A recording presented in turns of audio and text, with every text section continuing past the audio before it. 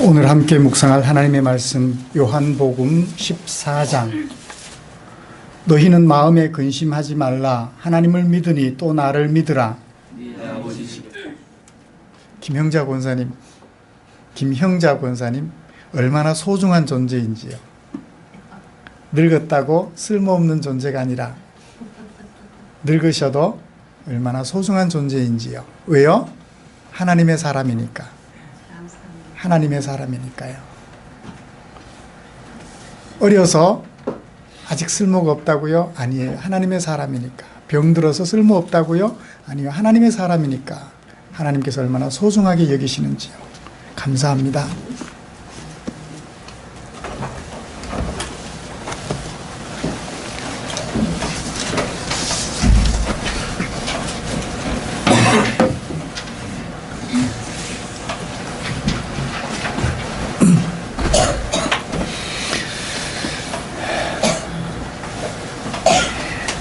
뜻있는 한국의 신학자들은 현재의 한국 교회를 많이 걱정들 하고 있습니다. 오늘날 한국 교회는 예수님과 함께하는 삶이 없어도 예수님을 믿으면 구원받는다는 신앙만 남아있다고 평가를 합니다. 신앙만 있는 목회자들로부터 이런 가르침을 받아온 성도들은 이런 생각들을 하지요. 그래? 그럼 나 예수 믿고 세례받고 지금 교회 다니며 헌금도 하고 있으니 나의 구원은 확실히 그리고 영원히 보장된 것이로구만. 이런 생각 때문에 해서는 안 될 일을 해놓고도 양심의 가책조차 느끼지 않는 상태에 이르고 말았죠. 이런 성도들을 학자들은 이렇게 말합니다. 신학만 있는 자칭 의인. 신학만 있는 자칭 의인. 바리새인은 그래도 삶이라도 있었잖아요.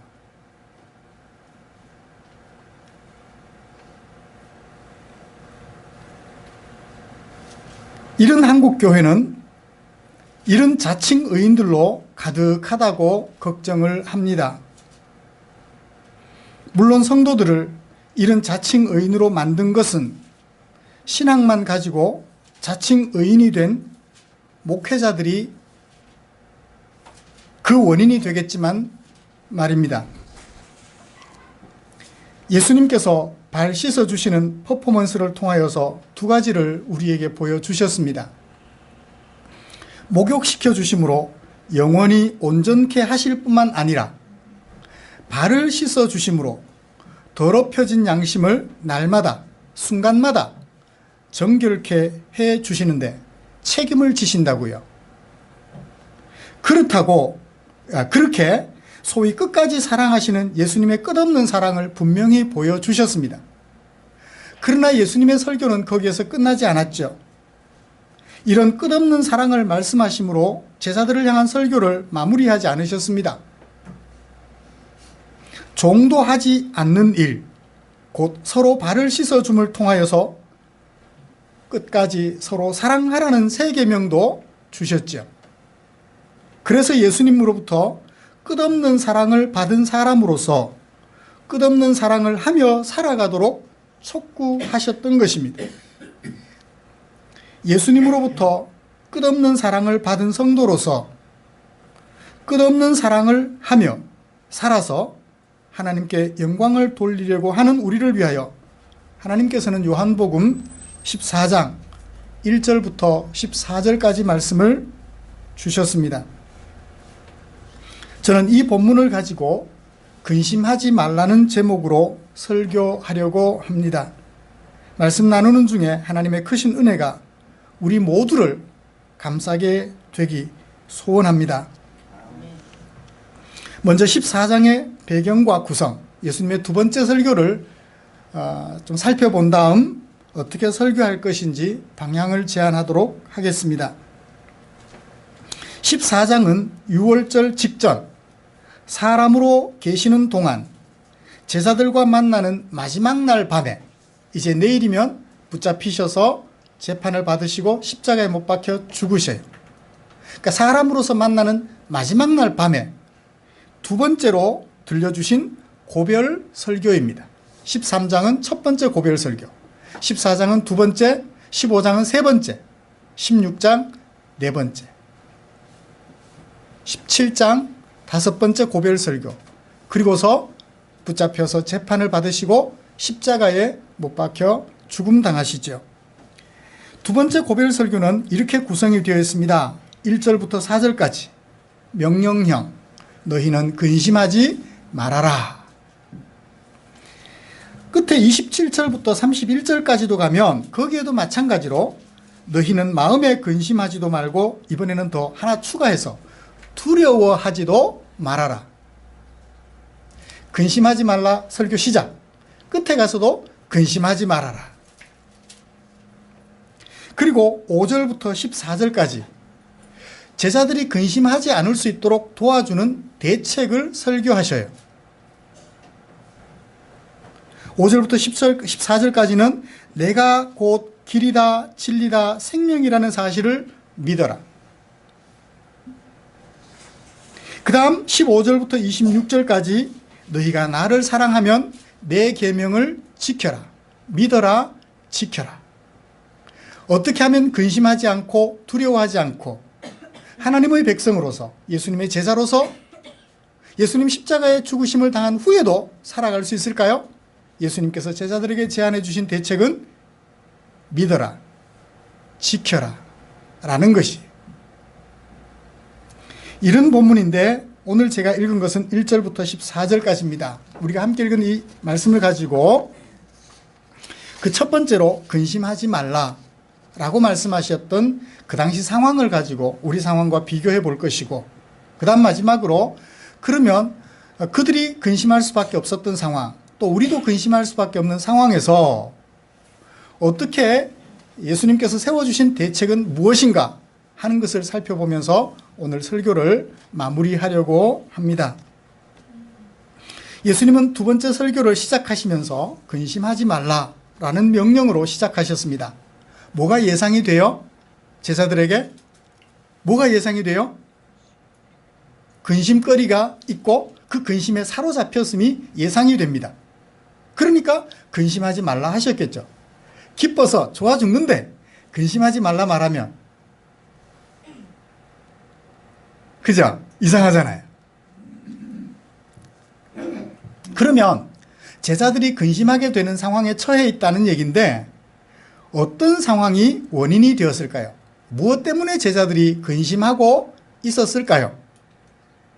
예수님께서 제자들에게 들려주신 말씀을 통하여 우리는 짐작해 볼 수 있습니다. 앞전의 설교, 첫 번째 고별 설교에서 예수님께서 제자들에게 그런 말씀을 들려주셨어요. 너희는 13장 36절입니다. 예수께서 대답하시되 내가 가는 곳에 네가 지금은 따라올 수 없다. 예수님께서 어디로 가시는데 예수님께서 가시는 그곳에 제자들이 따라올 수 없다. 이건 뭘 예상하는 겁니까? 이별을 예상하는 거예요. 이별을 하시겠다는 예수님의 말씀 앞에서 제자들이 근심이 시작이 된 거죠. 그리고 근심하는 제자들이 예수님께 질문을 던져요. 누가 나왔습니까? 오늘 말씀 속에 도마와 빌립이 나와요. 예수님께 질문을 한다는 얘기는 속에 근심이 있다는 얘기. 도마는 무슨 질문을 했습니까? 주께서 어디로 가시는지 우리가 알지 못하거늘 그 길을 어찌 알겠습니까? 예수님께서 어디로 가시는데 어디로 가시는지 우리 몰라요. 그래서 근심에 사로잡혔습니다. 빌립이 예수님께 질문합니다. 아버지 우리에게 보여주세요. 그러면 근심 안 할게요. 아버지를 못 보게 된 수 있다라는 그 생각 때문에 제자들은 근심에 사로잡혔던 것입니다. 그 첫 번째 원인이 이별이에요. 지금까지 예수님만 믿고 따랐어요. 그랬더니 광야에서 무엇을 먹었나요? 오병이어로 배가 터지기 직전까지 배부르도록 먹을 수 있었습니다. 그들의 양식 문제를 해결해 주셨습니다. 그 당시 예수님의 제자들은 예수님의 부르심을 받기 전 누구를 따라 살았나요? 바리새인들의 교훈을 따라 살았습니다. 그들 밑에서 그들의 도움을 받으며 살았어요. 헤로드 왕, 정치 권력을 가진 헤로드 왕의 보호 속에 행복하게 살았습니다. 그런데 예수님이 부르심을 부르셨을 때 그 부르시는 예수님을 따라가면서 바리새인도 버렸고 자신들을 정치적으로 지켜주던 헤롯 대왕도 버렸어요. 그런데 예수님이 가신대요. 그동안 믿고 따랐는데, 그동안 줄인 배도 채워주셨고, 그동안 아픈 병도 고쳐주셨고, 그래서 믿고 따랐는데, 믿고 따랐던 예수님이 그만 가버리신대요. 어떤 상황이에요? 닥쳤던 개가 지붕 쳐다보는 격이 된 거예요. 자, 이제 우리 먹을 거리 누가 해결해 주랴? 우리를 누가 지켜주랴? 예수님이 가버리시니까.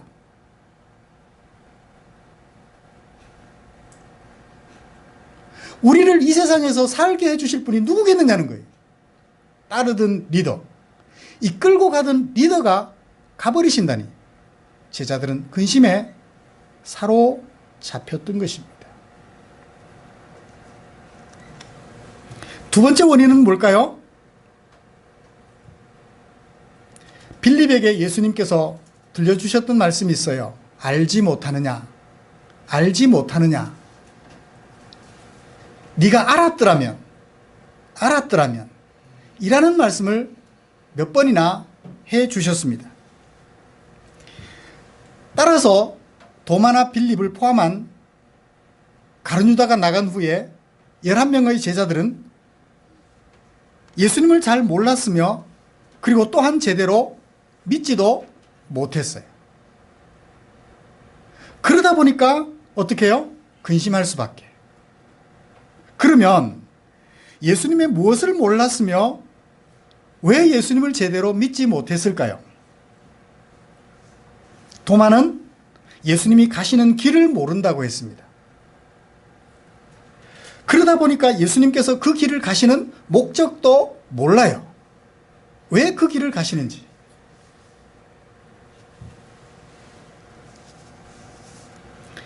예수님께서는 제자들에게 일찍이 말씀해 주셨습니다. 10장 30절. 나와 아버지는 하나이니라. 나를 본 자는 아버지를 보았다. 나와 아버지는 하나로서 목적도 같고 삶도 같고 모든 것이 같다. 라고 예수님께서 들려주셨음에도 불구하고 빌립은 여전히 아버지 보여주세요. 예수님을 몰랐다는 얘기예요. 예수님을 제대로 알고 예수님을 제대로 믿었다면 예수님과 이별하는 순간에도 근심하지 않았을 텐데, 예수님이 이 땅에 왜 오셨는지, 그리고 예수님께서 어디로 가시는지, 예수님께서 다시 오실 것인지 알지도 못하고 믿지도 못하니 근심할 수밖에요. 왜요? 먹을 거 누가 해결해줘? 편안히 사는 것 누가 해줘? 아무도 없는 거예요. 믿고 따랐던 예수님이 가버리시니까. 결국 예수님이 사람이 되셔야 했던 목적, 사람을 구원하여 하나님의 백성이 되게 하시는 그 일을 위하여 예수님과 하나님의 생각이 동일하다는 것을 몰랐기 때문에 근심에 사로잡혔던 것입니다. 그리고 사람으로 하여금 하나님의 백성이 되어 살게 하시려는 그 목적을 달성하려면 예수님이 십자가를 지셔야 한다는 사실을 알지 못했어요. 당시 예수님을 직접 대면하여 보았던 제자들, 직접 설교를 들었던 제자들이라도 이렇게 근심에 사로잡혔다면, 사랑하는 성도 여러분, 우리는 어떨까요? 자신들의 배고픔을 채워주셨던 예수님과 이별하기 때문에 새로운 공동체의 리더로 계셨던 예수님이 떠나시기 때문에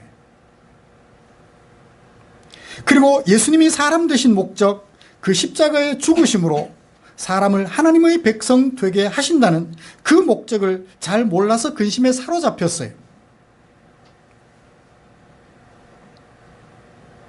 오직 무엇 때문에? 먹을 거 누가 해결해줘? 아프면 누가 고쳐줘? 우리 누가 지켜줘?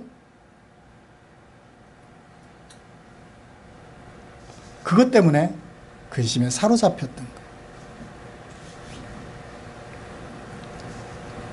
예수님이 왜 사람으로 오셨는지, 사람으로 오신 목적을 달성하려면 어떻게 해야 되는지 예수님께서 그렇게 말씀해 주셨음에도 불구하고 그것을 마음에 새겨두지 않다가 막상 떠나신다 하니 먹을 건 누가 해결해줘? 누가 우리를 지켜줘? 그것 때문에 근심에 사로잡히게 되었던 것입니다. 한 해를 보내고 새해를 맞이해야 하는 우리, 여러분들은 혹시 근심에 사로잡혀 있지 않나요? 오늘 세상의 마지막 날이라면, 2014년으로 세상의 끝이 온다면 혹시 여러분 근심에 사로잡혀 있지 않나요? 내년은 어떻게 될까? 내년은 어떻게 먹고 살까? 여러분들 근심에 사로잡히지 않나요? 무엇이 여러분들을 근심하게 합니까? 세상에 대한 미련 때문에, 사는 동안 예수님 때문에 잘 살고 싶은데, 내가 목표했던 성공을 이루고 싶은데, 제자들 곁에는 예수님이 보이도록 함께 계셨죠. 그런데 우리에게는 보이지조차 않습니다. 내 꿈을 이루고 싶은데 예수님은 내 눈에 보이지도 않아요. 그래도 제자들은 눈앞에 보고 있었잖아요. 내가 생각하는 일 예수님이 도와주실까? 이런저런 생각들로 많은 근심에 사로잡혀 있으리라 생각합니다. 내 자식이 내년에 어떻게 되는데, 과연 이 아이의 장래는 어떨까?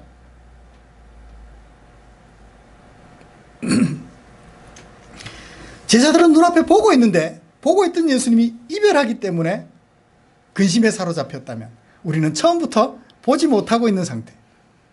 그러니 날마다 근심에 사로잡힐 것은 어쩌면 더 지당한지도 모르겠습니다. 제자들의 현실이 나의 현실이다 라고 생각이 되시나요? 뭐 그 정도에 이미 초월했죠 뭐 라고 말씀하시는 분들이라면 참 고맙겠습니다만, 그러나 다수의 성도들은 아직도 제자들이 했던 그 근심, 그것에서 벗어나지 못하고 안타까워하며 날마다 근심 걱정에 사무쳐 살아가고 계실지도 모르겠습니다. 근심하지 말라고 말씀하셨으면 이제 예수님께서 무슨 설교를 하셔야 돼요? 근심하지 않도록 대책을 수립해 주셔야 될 거예요. 만약 그렇지 않다면 배고파 우는 아이에게 울지마 울지마 해놓고 계속해서 흔들기만 해요. 어떻게 해요? 옆에 사람들이 많아도 옷을 훌러덩 올리고, 그죠? 아이에게 물려야죠. 그죠? 물려야죠.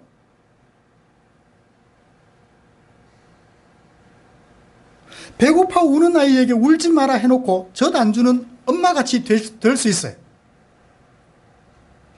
우리 예수님은 근심하지 말라고 말씀해놓고 대책 세워주지 않는 그런 못난 엄마가 아니라, 울지 말라 해놓고 부끄러움도 잊어버린 채 옷을 끌어올리고 아이에게 젖을 물려주는 엄마와 같이 친절하게도 우리 예수님은 제자들에게 대책을 일러 주셨습니다. 어떤 대책을 일러 주셨을까요? 1절부터 4절까지 포괄적으로는 믿어라, 믿으니 믿어라. 앞에는 직설법인 것처럼 얘기를 하고 있고 뒤에는 명령인 것처럼 하고 있어요. 그런데 내용을 보면 하나님을 믿어라, 또 나를 믿어라 라고 하시는 것이 훨씬 더 타당성 있는 번역이 될 것 같습니다. 믿어라, 믿어라. 나와 하나님은 하나인데 나도 믿고 하나님도 믿어라. 믿어라, 포괄적으로 말한 다음 5절 도마에게는 알아라 라고 말씀하셔요. 알아라. 그 다음 빌립에게는 믿고 살아라 라고 말씀하십니다. 믿고 일하라. 믿고 일하라. 두 가지로. 그러니까 1절부터 4절까지는 믿으라 한 가지 말씀을 해놓고 그 믿음의 실체, 믿는 게 뭔지를 도마와 빌립에게 두 가지로 나누어 설명하십니다. 알아라, 뭐하라, 믿고 큰 일을 행하라. 그렇게 말씀해 주시는 거죠. 그러므로 먼저 믿어라 라는 대책을 가지고 말씀을 나눠보도록 하겠습니다. 하나님을 믿어라. 또 나를 믿어라. 하나님을 믿고 나를 믿는데 뭘 믿어요? 내 아버지 집에 거할 곳이 많다는 것을. 하나님과 예수님, 하나님의 집, 예수님의 집에는 거할 곳이 많대요. 누가? 우리가. 거할 곳이 많다라고 말씀하여 놓고 거할 곳이 많은 것에 대하여 부연 설명하는 것이 2절 하반절부터 4절까지. 부연 설명하는 것이 4절까지. 내 아버지 집에 거할 곳이 많다. 거할 곳이 많다. 거할 곳이 많은 아버지 집에 대하여 부연 설명해 주는 것이 2절부터 4절까지라고. 자, 거할 곳이 많은 아버지 집. 만약에 그곳에 거할 곳이 부족했다면 예수님께서 내가 뭐 예비하러 간다라는 말씀 하실 필요 있어요, 없어요? 없죠. 거할 곳이 많으니까 준비하러 가시는 거예요.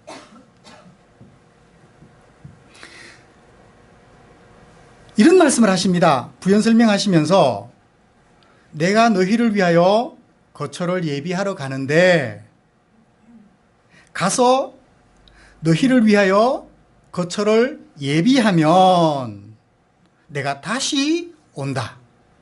왜 다시 오느냐? 나 있는 곳에 너희도 있게 하려고 내가 너희를 내게로 영접하기 위하여 다시 온다 라고 말씀하셔요. 그러니까 예수님께서 일단 거할 곳이 많은 아버지 집을 실제로 우리가 거할 수 있도록 뭐 하셔야 돼요? 준비하러 가셔야 돼요. 자, 거할 곳이 많은 아버지 집에 실제로 우리가 거할 수 있도록 예수님이 그 길을 가셔야 돼요. 그 가시는 길이 뭔가요? 십자가를 지시는 거예요. 우리로 아버지 집에 거하여 아버지와 함께 살게 하시려면 예수님이 죽으셔야 돼요. 왜 죽으셔야 돼요?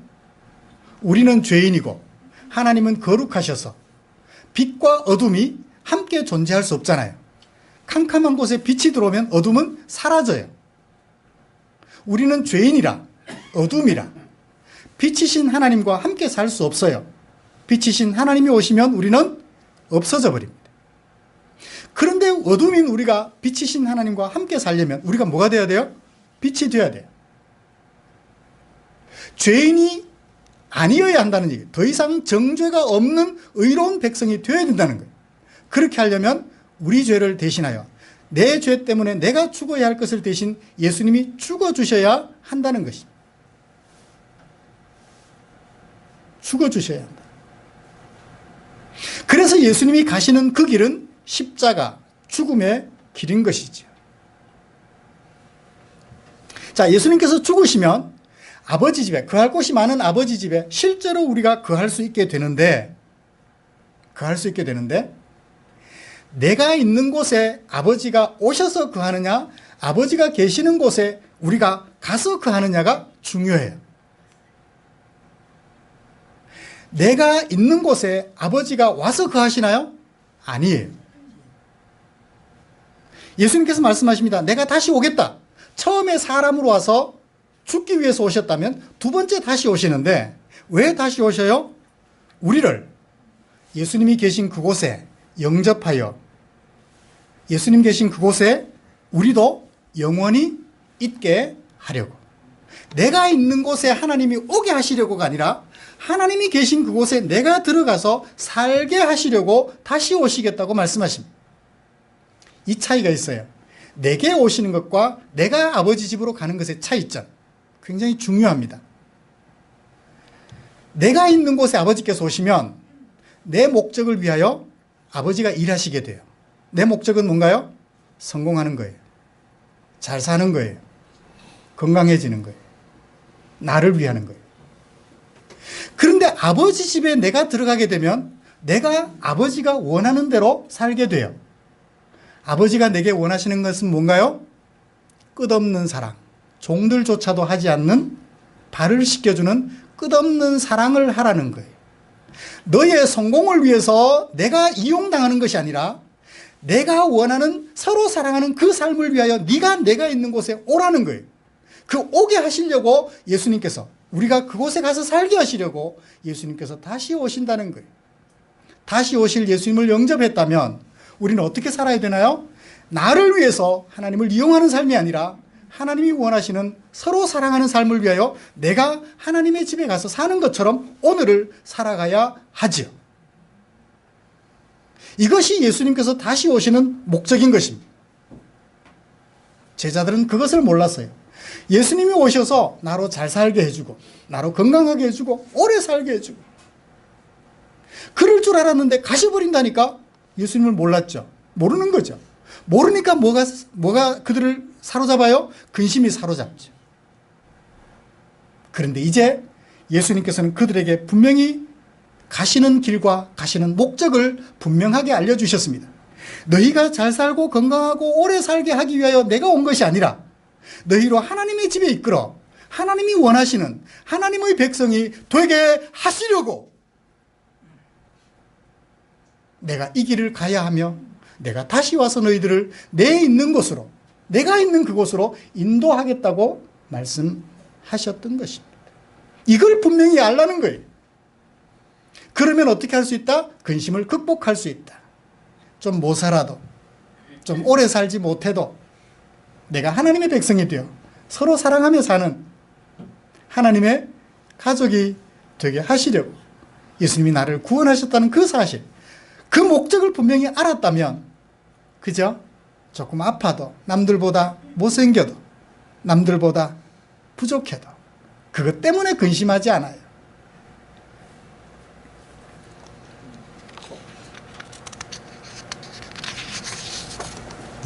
하나님과 함께 사는 것, 그것의 가치, 잘 살고 오래 살고 건강하게 사는 것보다 하나님과 함께 사는 것의 가치, 그것을 좀 알아라는 거예요. 그걸 모르기 때문에 근심에 사로잡혔던 것입니다. 하나님과 함께 사는 것의 가치.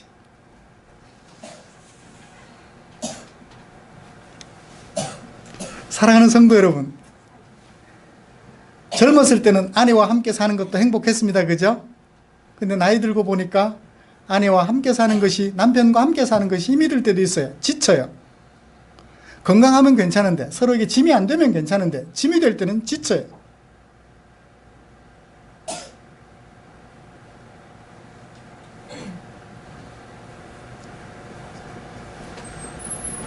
그러면 어때요? 살기 싫어지죠. 왜 나를 이 모양으로 힘들게 할까? 나를 위해 주는 하나님이라는 생각만 하면 지쳐요. 근심하게 돼요. 그러나 하나님과 함께 사는 것의 가치를 알게 되면 지쳐도 그 지침을 극복해 나갈 수 있어요. 왜요? 하나님의 백성이 되었으니까.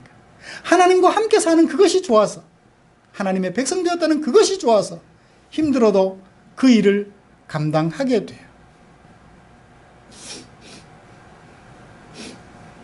사랑하는 성도 여러분, 포괄적으로 근심에 사로잡힌 제자들에게 근심하지 말라고 말씀하시며 대책으로 믿어라라고 말씀해 주셨는데, 내가 왜 이 땅에 왔는지, 다시 와서 너희들을 어디로 이끌어 갈 것인지, 그 목적과 길을 믿어라.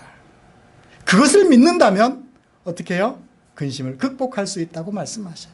그래요. 잘 사는 것에 목매고 오래 사는 것에 목매면 우리는 근심에서 벗어날 수 없습니다.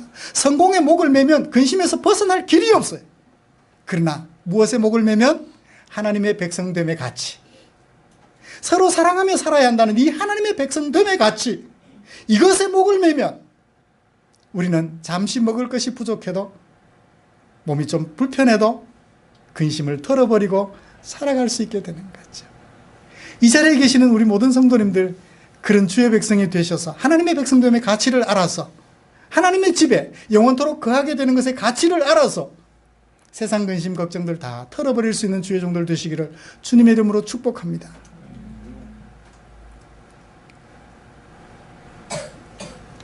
그 다음 두 번째로 빌립에게 그렇게 말씀하셨죠. 뭐하라? 믿고 행하라. 11절을 보시면 도마에게 대답하시면서 내가 아버지 안에 거하고 아버지께서 내 안에 계심을 믿어라. 11절 원문을 보면 믿어라 무엇을? 내가 아버지 그 안에 거하고 아버지께서 내 안에 계심을 그렇지 못하겠거든 행한 그 일로 말미암아 믿어라. 믿어라가 앞뒤로 나오고 가운데 뭘 보고 믿어라? 내가 아버지 안에 아버지께서 내 안에 계심을 내가 하는 일을 보고 믿어라. 그렇게 되는 거예요. 믿어라 믿어라. 무엇을? 내가 아버지 안에 아버지가 내 안에 있어서 내가 하는 일이 아버지가 하는 일이라는 것을 믿어라는 거예요. 자, 예수님께서 하고 계시는 일이 누구의 일? 아버지의 일이라는 것을 믿어라. 그렇게 말씀하신 다음 12절에 이런 얘기를 해주셔요. 내가 진실로 진실로 너희에게 이르노니 조금 더 부연 진실로 확실하게 앞에 얘기를 조금 더 부연 설명하는 거죠. 확충 설명하는 거예요. 어떻게 설명합니까? 나를 믿는 자는 내가 하는 일을 그도 할 것이요 그보다 큰 일도 하게 될 것이다. 그러니까 예수님을 믿는 사람은 무슨 일을 하게 돼요? 예수님이 하셨던 그 일을 하게 돼요. 무슨 일? 종도 하지 않는 발 씻어주는 일. 예수님을 믿으면 그 일도 하게 된다. 그러니까 결국 믿으라는 얘기에는 무엇도 포함되나요? 예수님이 하셨던 그 일도 믿고 하라는 얘기. 그러면 믿는 자가 그 일을 하면 근심을 벗어날 수 있나요? 이거는 경험을 통해서 알 수 있게 되는 것 같습니다. 믿는 자가 일을 하면 근심하지 않게 돼요. 더욱 큰 믿음 안으로 들어가게 되는 것입니다. 안 해본 사람이 뭐해요? 의심해요. 에이, 그거 하면 될까요? 안 돼요. 근데 해본 사람은 해보는 경험을 통해서 하니까 되더라. 그럼 어떻게 돼요? 더 믿어져요. 애기들이 처음에 엄마 아빠가 시킬 때 믿어요, 안 믿어요? 믿어요. 엄마 아빠가 시키는 것은 다 옳다는 것을 믿어요. 그러니까 시키는 대로 하잖아요. 해가면서 어떻게 됩니까? 더 많이 믿어요. 아, 우리 엄마 아빠는 역시 내게 잘못된 것을 말씀해 주지 않는구나. 더 큰 믿음을 가지게 됩니다. 나로 줄이게 하지 않으시는구나. 믿게 돼요. 믿어본 사람이 더 많은 믿음, 더 큰 믿음을 가지게 됩니다. 그래서 예수님께서 말씀하시기를 믿고 살아봐라. 그러면 뭐 하게 된다? 근심하지 않게 된다고 말씀해 주시는 것 같아요. 믿고 살아봐라. 한번 발을 씻겨줘 봐라. 종도 하지 않는 발을 씻겨줘 봐라. 그러면 사람들이 너를 무시할 것 같니? 아니야. 너의 그런 행위를 통하여 하나님께 영광이 되고 너의 그런 빛된 삶을 통하여 사람들이 하나님께 영광 돌리게 될 거야. 근심을 극복할 수 있을 거야 라고 우리에게 말씀해 주시는 것입니다. 이 말씀을 15절 이하 24절까지 말씀해서 한 번 더 들려주셔요. 나를 사랑한다면 내 계명 지켜라. 믿어본 사람, 해본 사람, 순종해본 사람, 더욱 큰 믿음의 세계 속으로 들어가게 돼요. 제가 오래전에 했던 얘기 있잖아요. 사랑하면 어떻게 하라? 예의를 갖춰라. 예의를 갖춰라. 사랑하면 예를 갖춰라. 사랑은 무례하지 아니하며. 근데 누구에게 예를 잘 안 갖춰요? 아래 사람에게 예를 잘 안 갖춰요. 남편은 누구에게 예를 안 갖춰요? 만만한 게 아내잖아요. 자식들은 무서워서 눈치를 봐야 돼요. 근데요, 아내는 눈치 안 봐요. 만만하니까 예를 안 갖춰요. 말도 함부로 하고요. 경상도 사람들은 쉽게 합니다만 서울 사람들은 그런 말 하면 큰일 나는 줄 알아요. 네가, 아내 보고 네가 그러면 서울 사람들은 아주 못된 남편이라 그래요. 근데 경상도에서는 네가라는 말을 쉽게 하잖아요. 상대방에 대한 이해, 존중, 그런 마음들을 필요로 한다라고, 뭐 지역마다 뭐 풍습이 다르니까 그거 가지고 뭐 얘기할 거리는 안 되겠습니다만. 그렇습니다. 그런데 아래 사람에게 예를 갖추면 그 다음 사람 그 다음에 아래 사람이 뭐라고 말할까요? 나를 우습게 볼 것 같아. 그죠? 그래서 예를 갖추기가 어려워요. 그래서 한번 때린 매는 계속해서 때리게 돼 있어요. 왜? 계속해서 내 권위를 인정받으려면 회초리를 들어야 될 수밖에 없는 거예요. 그런데 한번 해보십시오. 예를 갖추라. 사랑은 무례하지 않는다 하셨으니 예를 갖춰서 아내를 존중해 보십시오. 그 다음부터 아내가 남편을 어떻게 할까요? 존중하게 돼 있어요. 존중받아 본 사람 존중할 줄 알게 돼요. 하나님 말씀대로 하면 안 될 것 같은데 해보니까 되네?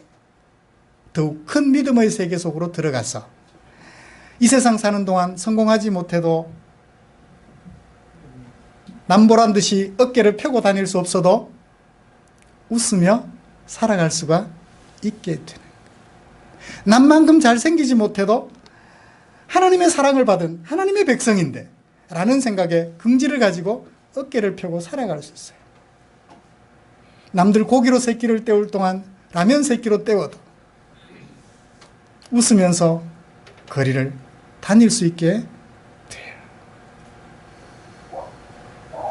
날마다 주의 말씀에 순종하여서 하나님을 믿는 믿음, 예수님을 믿는 믿음으로 날마다 순종하여서 내가 하고 있는 일이 여의치 못해도 근심을 떨쳐버릴 수 있고, 그래서 더 큰 믿음의 세계로 들어가서 기쁨과 환희 속에 남은 세월을 살아가는 저와 여러분들 되시기를 주님의 이름으로 축복합니다. 기도드리겠습니다. 하나님 아버지, 그렇습니다. 예수님께서 이 땅에 오신 목적, 그 목적을 달성하려고 가신 그 길을 제대로 알지 못했기 때문에 여전히 우리는 나를 위하여, 나를 성공하게 하려고, 나를 이 세상에서 어깨 펴고 살게 하려고 예수님이 오셨다는 정도로 생각하니 날마다 근심에서 벗어날 길이 없습니다. 그러나 이제 도마와 빌립에게 들려주셨던 그 말씀, 11명의 제자들에게 고별 설교로 들려주셨던 그 말씀을 생각하면서 나를 하나님의 백성 되게 하기 위하여 사람으로 오셨으며 십자가에 못 박혀 죽기까지 하셨으며 다시 오셔서 나를 하나님의 집에 데리고 가서 하나님의 집에서 영원토록 살게 하시려고 다시 오실 것임을 알고 믿으면서 주님의 말씀에 순종하여 더욱 큰 믿음의 세계로 들어가 이 세상 걱정으로 인한 근심 걱정 다 떨쳐버리고 하나님의 백성됨의 가치 때문에 환희와 기쁨 속에 살아가는 아름다운 우리 성도들 되게 하여 주시옵소서. 톱으로 켬을 당해도 두려워하지 않고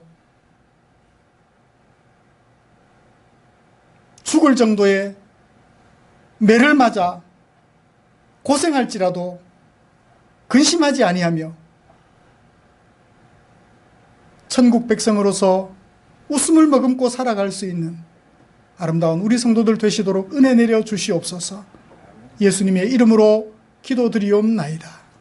아멘.